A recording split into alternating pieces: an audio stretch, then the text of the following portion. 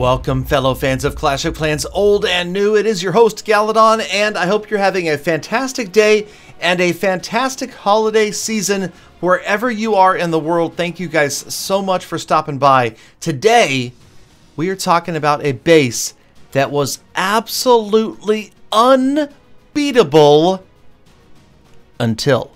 So we have got Mr. Diaz, number 29 in the most recent clan war, Lost Phoenix versus Rebel Elite, a couple of very high-level clans going at it, and it was the 3-star attacks that made the difference in this war. Now, we're not talking specifically about the outcome of this war, but more the outcome of so many attacks against Mr. Diaz's anti-3-star Town Hall 12 base that is also not completely maxed out. Now, this base gave all sorts of attackers a lot of problems, and I can see why. It is unusual. It has multiple layers of walls to get to the Eagle, to get to the Town Hall. It's got this weird, like, concentrated group of defenses right in that little corridor of wall right there where you had the sweepers and a single target Inferno.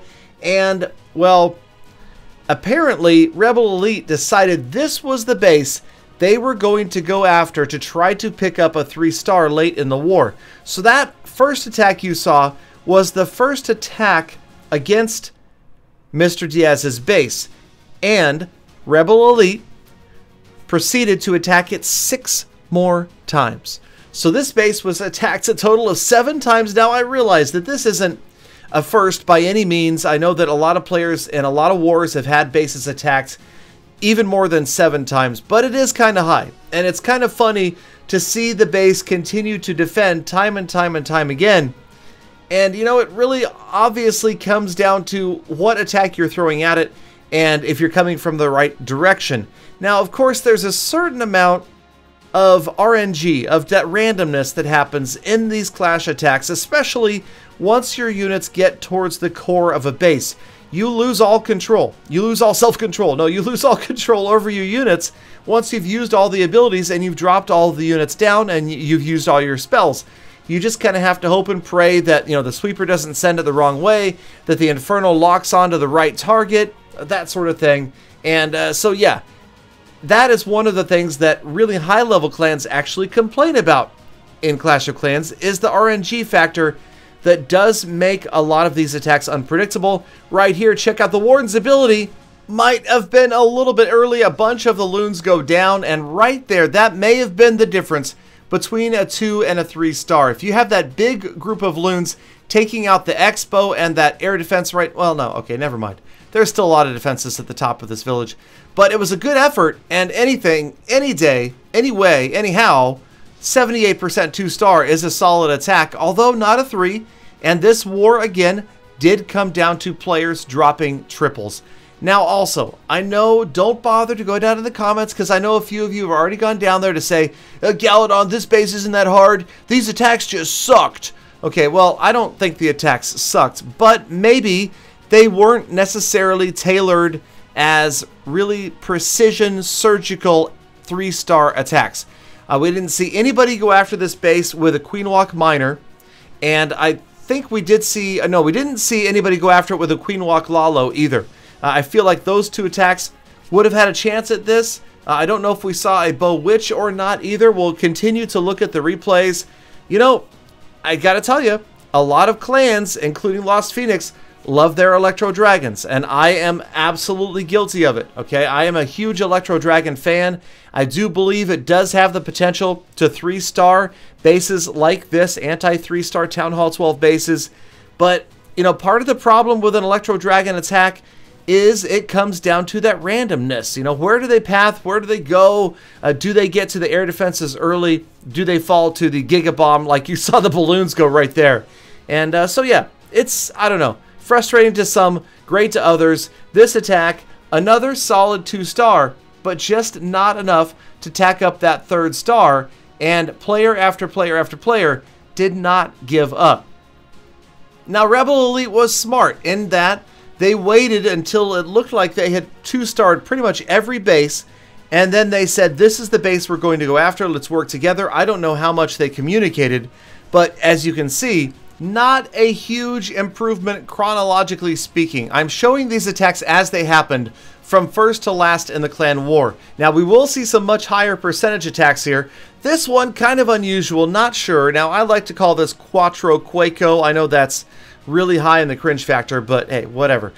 So the quakes in the center, the only problem is I'm not sure if this is going to work out. So the idea is you hollow out the core walls with the quakes, then you send in the siege machine to get through the outer walls. But you'll notice the siege machine needs to get through 3 layers of walls, and then the queen and the healers need to head that way to get those defenses down.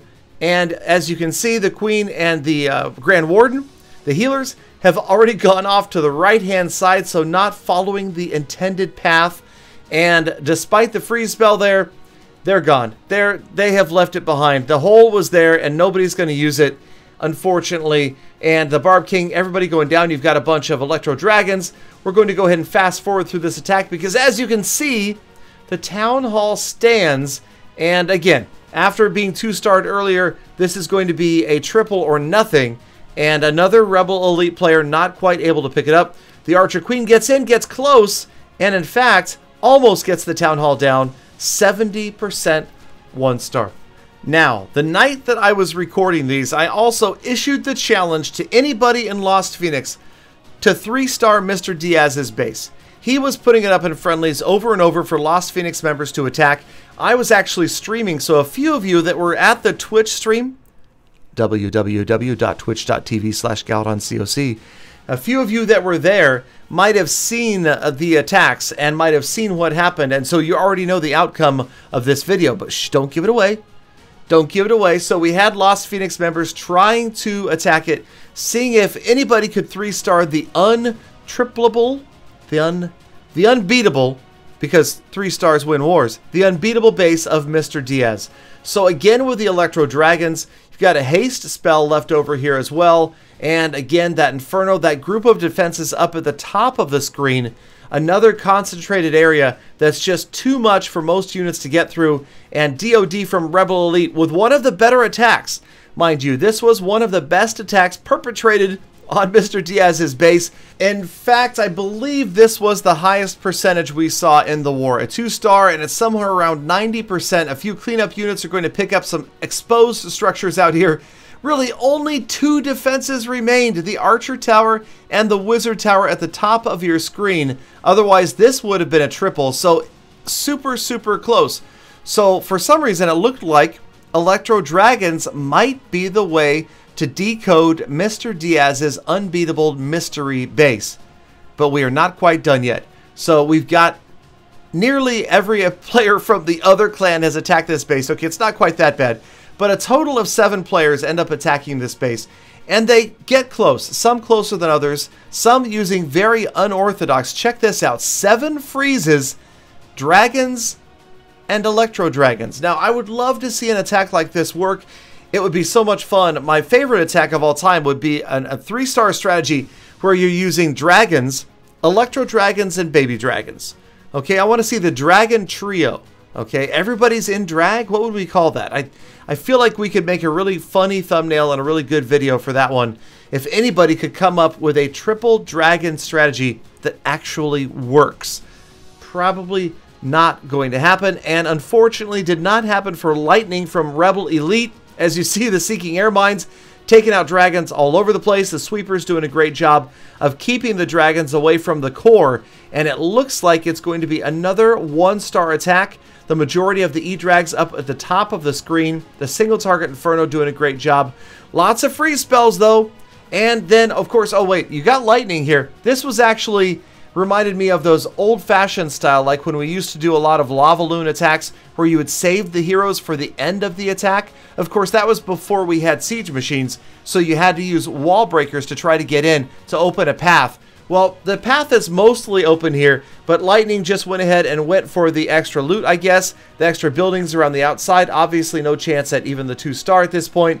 But, again, another attempt at Mr. Diaz's pretty amazing base. Okay, so this is the last attack I'm going to show you from the war, because I'm going to go ahead and show you all 7 of these attacks. Now, this is another unusual one. 2 healers. I'm not sure, you know, 2 healers is not something you see often unless maybe you're using them to heal outside like Bow Witch style attacks or something like that. This was interesting, an attempt at funneling here with the E-Dragons on the outside and then the Siege Machine going down the middle. You know, at some point I thought maybe these guys are just attacking just to get 2 stars, just to get loot. Maybe they're not really trying that hard for 3 because attacks like this don't seem like they're attempting to grab the triple. But of course, and I'll show you the score at the end of the video, Rebel Elite did end up losing because they didn't have enough 3 stars in the clan war against Lost Phoenix. I believe, well, we'll get to it in just a second. So this one obviously looks like it's going to be another 2-star. Zolern's attacking force successfully clears out the core, but again, top right from kind of 12 o'clock to about 3 o'clock, just so many defenses over there. Those 2 Inferno Towers. Now you notice they're both set to multi.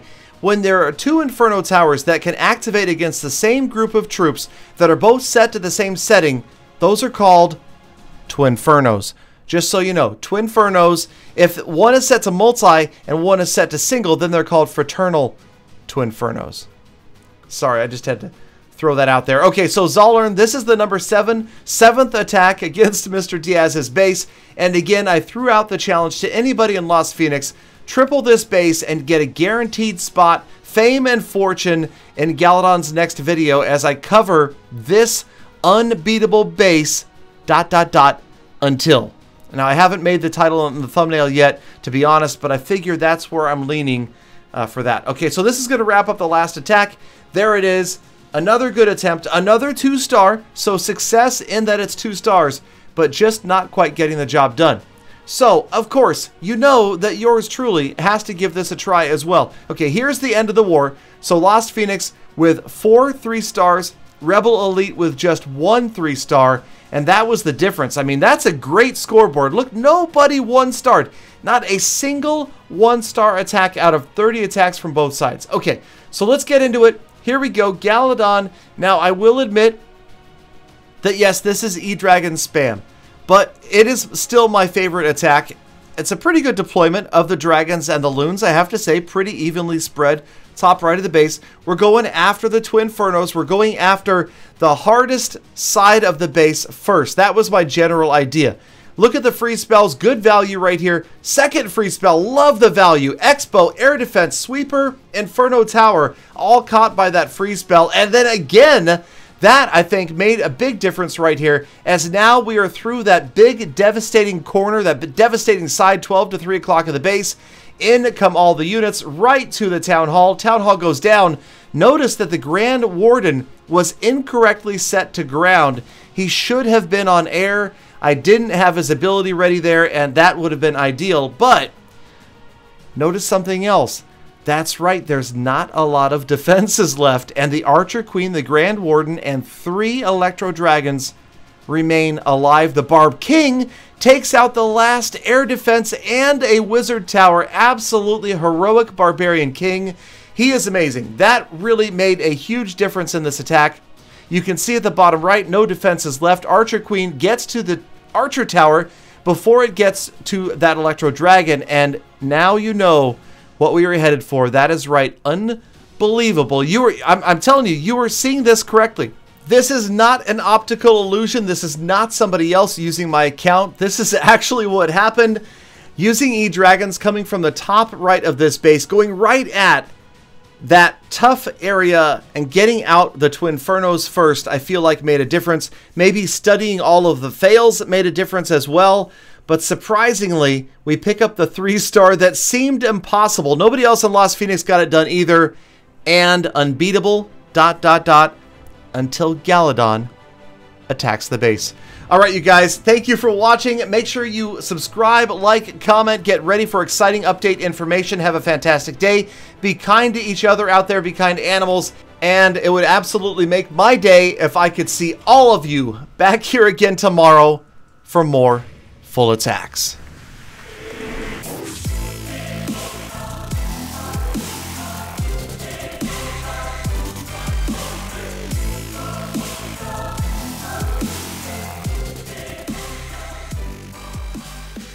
Galadon. Peter, you left out a bit of the video, Galadon. No. What about this? And this? and this, and this, and this. Peter. And this, and this, and this. Galadon. Hey, Galadon. Peter, nobody asked you. No, nobody asked you.